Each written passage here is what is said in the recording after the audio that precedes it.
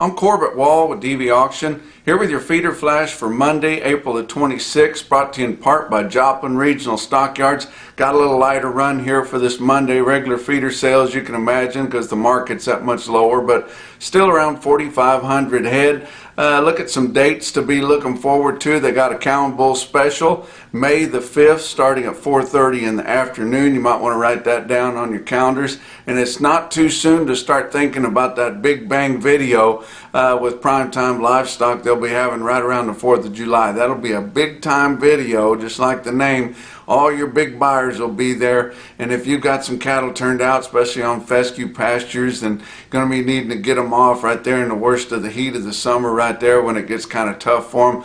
That's a good way to sell your cattle, and they will bring top of the market.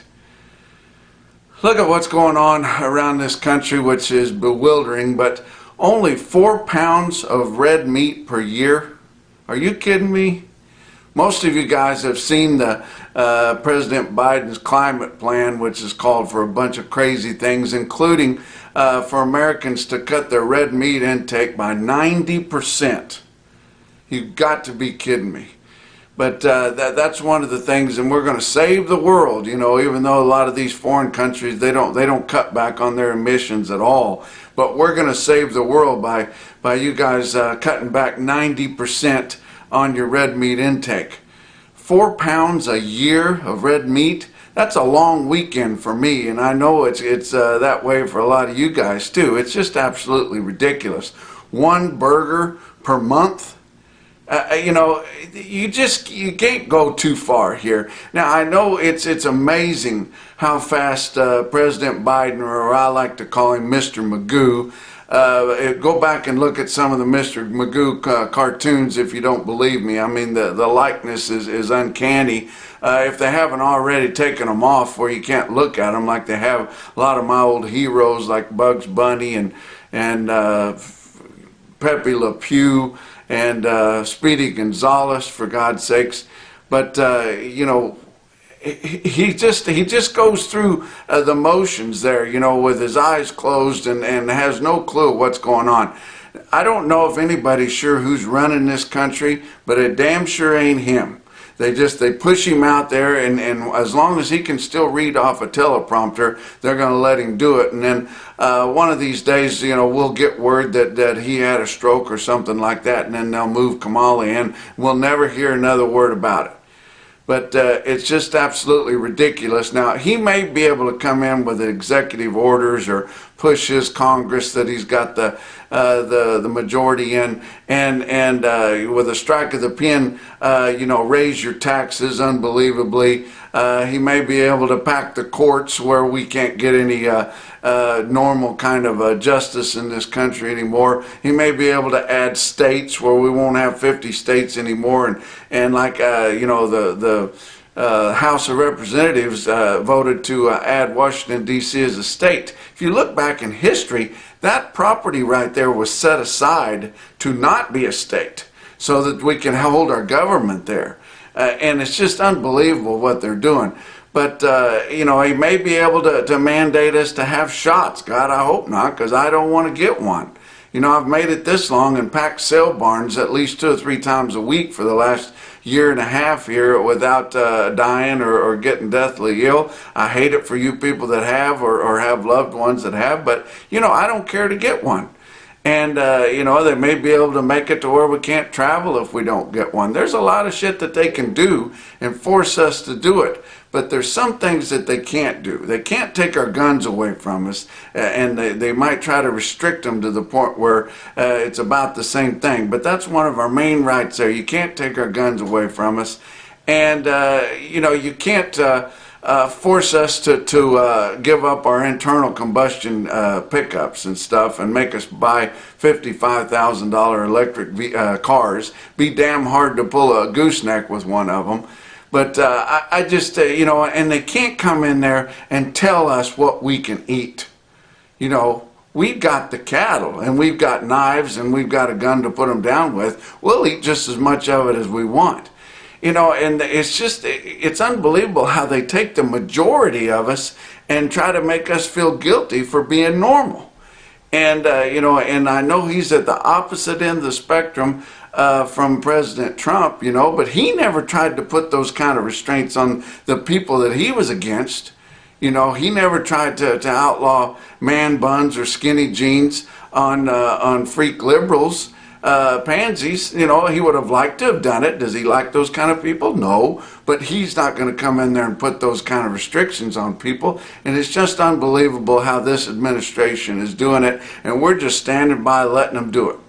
And I want to know where NCBA is whenever he comes out calling for a 90% cut in our red meat intake. They should have. I mean, there should have been a bullhorn. I mean, it should have been a giant siren go off. From our nation's largest cattlemen's association there. But they've kind of got their head down right now. They've got about 60 days to get through sweating this referendum that might come about.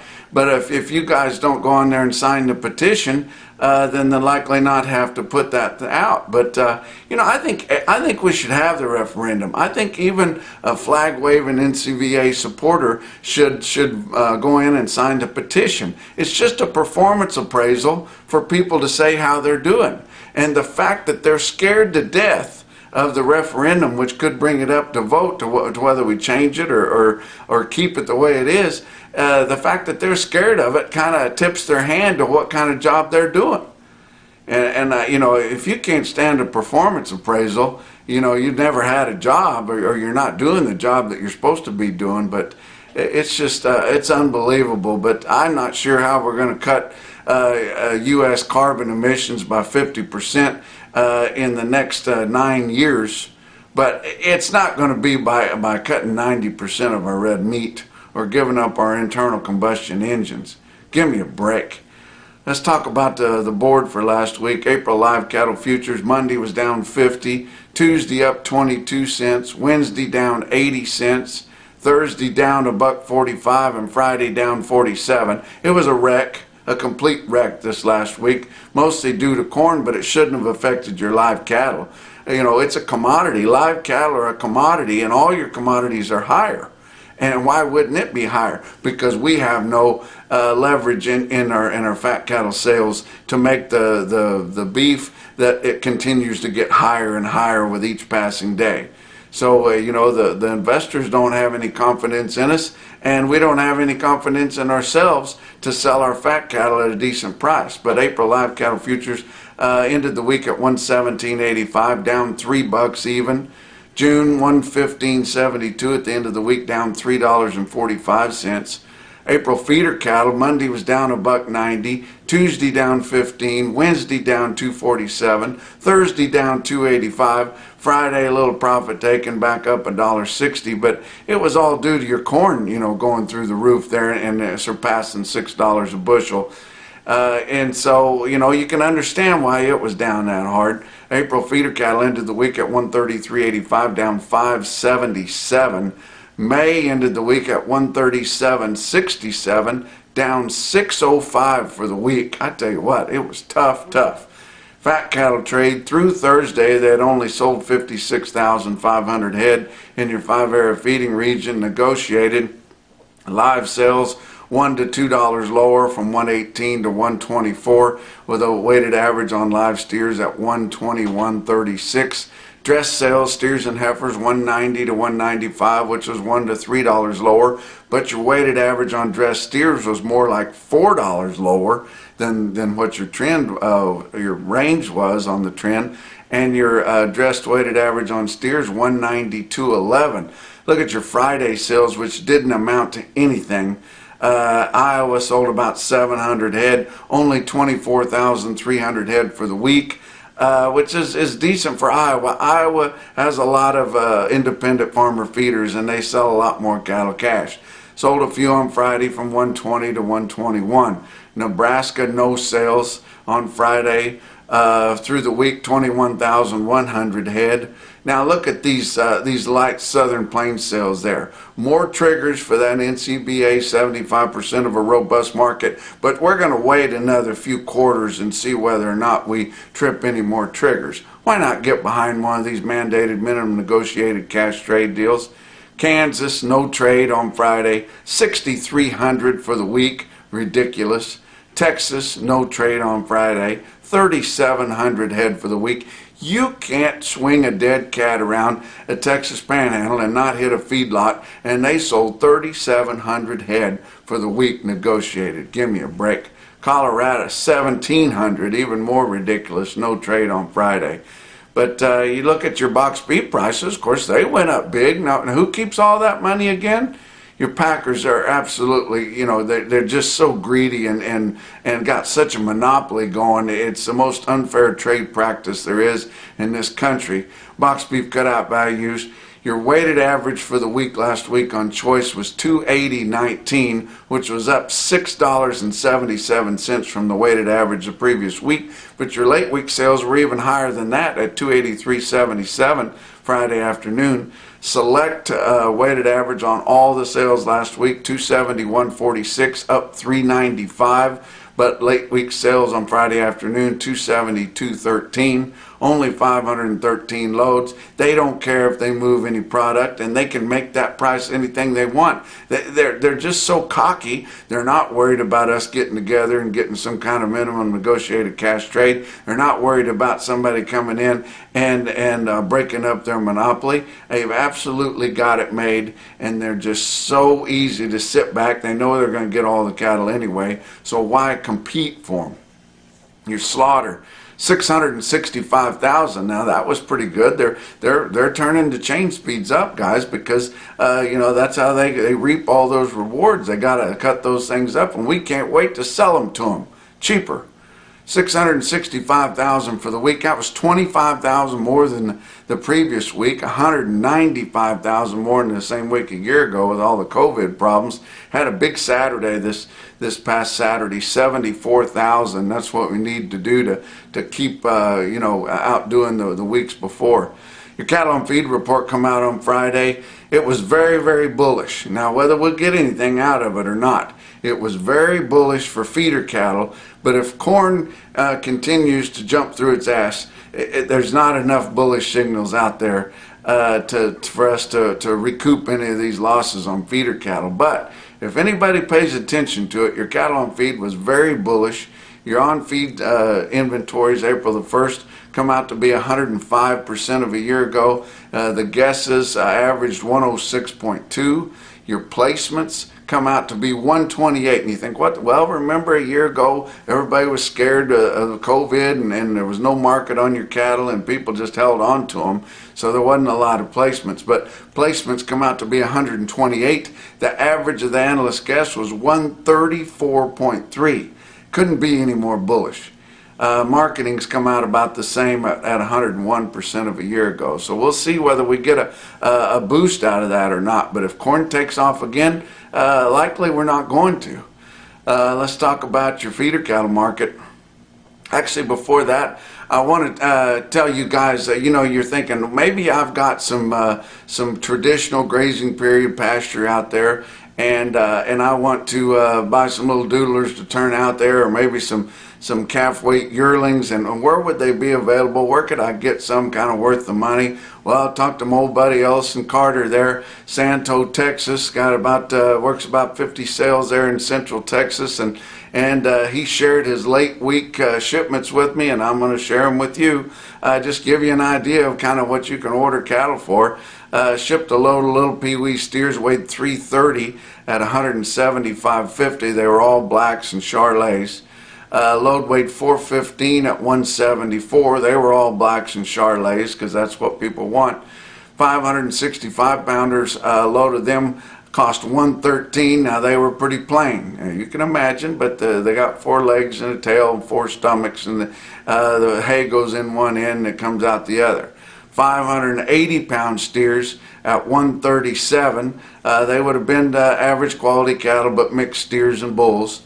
560 pound load at $155 and a quarter, and you think, gosh, that wasn't all that cheap. No, but they were all yearling type, all blacks and Charolais, and all steers. So true stockers right there, weighing 560 at $155 and a quarter. And then some bigger steers, pretty good kind, 775 pound average on the load at $131. Talk about the heifers there. He had some heifers there, weighed 420 at $150. Now they were all black and black baldy.